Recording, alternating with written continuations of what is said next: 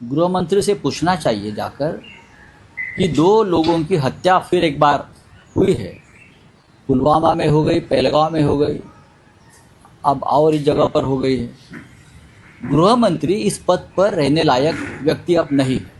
निरपराध लोग जम्मू कश्मीर में अगर इस तरह से मारे जा रहे, आतंकवादी घुस रहे हैं, तो उसकी पूरी जिम्मेदारी देश के गृह मंत्री की है।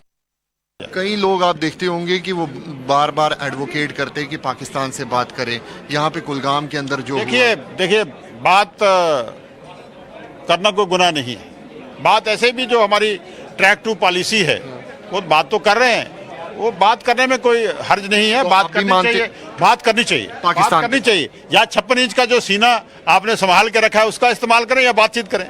मेरे ख्याल में बातचीत बेहतर है। जम्मू कश्मीर में आतंकी बार बार आतंकी वारदातों को अंजाम देते हैं। हैरानी होती है, जावेद राणा सरीखे मंत्री जो हैं वो बातचीत की पहल की बात कह रहे हैं या बातचीत की पैरोकारी कर रहे हैं। हमारे साथ साहिल सोहेल जुड़ गए। साहिल, सियासत एक तरफ, लेकिन जिन आतंकियों ने हमला किया या हत्याएं की हैं उनका पकड़ा जाना जरूरी है। किस तरह से कार्रवाई की जा रही है?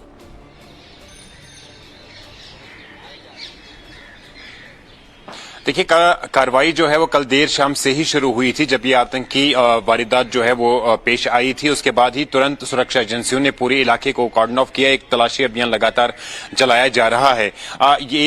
इससे पहले भी इस तरह के ऑपरेशन लगातार सुरक्षा एजेंसियों ने कुलगाम में अंजाम दिए थे। 2 दिन पहले ही भारी मात्रा में सुरक्षा बलों ने गोला बारूद वहां कुलगाम डिस्ट्रिक्ट से जब्त किया था। लगातार सुरक्षा एजेंसियां हाई अलर्ट पर थी। अमरनाथ यात्रा को लेकर भी सुरक्षा एजेंसियां हाई अलर्ट पर हैं और ऐसे में आज दिन भर भी सुरक्षा एजेंसियां लगातार इन्वेस्टिगेशन में एविडेंसेस कलेक्ट करने में और साथ साथ ग्राउंड जीरो पर तलाशी अभियान को जारी रखी हुई नजर आई और जगह जगह पर तलाशी अभियान चलाए जा रहे हैं। और कोशिश फिलहाल प्राथमिकता के साथ सुरक्षा एजेंसियों की ये है कि पहले उन आतंकवादियों की पहचान की जाए कि वो आतंकवादी कौन थे जिन्होंने इन प्रवासी मजदूरों को निशाना बनाया, और दूसरा ये कि उन आतंकवादियों को जल्द से जल्द पकड़ लिया जाए।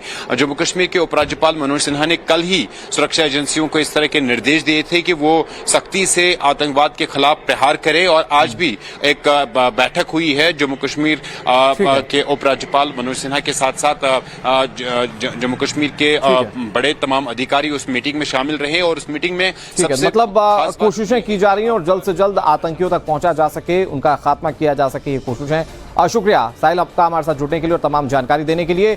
बड़ी खबर आपको बता दें, कुलगाम में मजदूरों की हत्या के पीछे आतंकी संगठन लश्कर का हाथ सामने आ रहा है। जानकारी के मुताबिक इस नरसंहार के पीछे आतंकी संगठन लश्कर के कमांडर लतीफ अहमद भट्ट का नाम सामने आया। हालांकि सुरक्षा बलों ने इसकी आधिकारिक पुष्टि नहीं की, लेकिन सूत्र बता रहे हैं कि इस नरसंहार के पीछे लश्कर कमांडर लतीफ अहमद का हाथ है।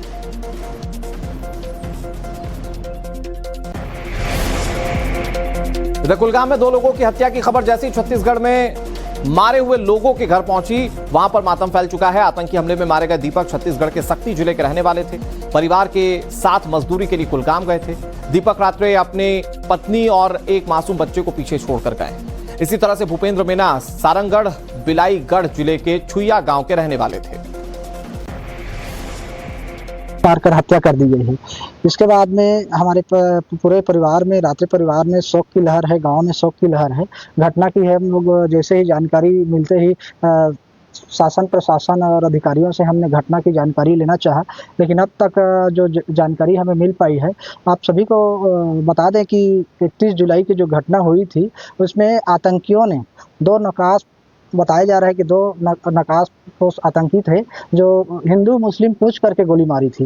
तो ये लोग के चाहे 2 लोग हिंदू थे तो इनको 2 लोगों को गोली मारी थी।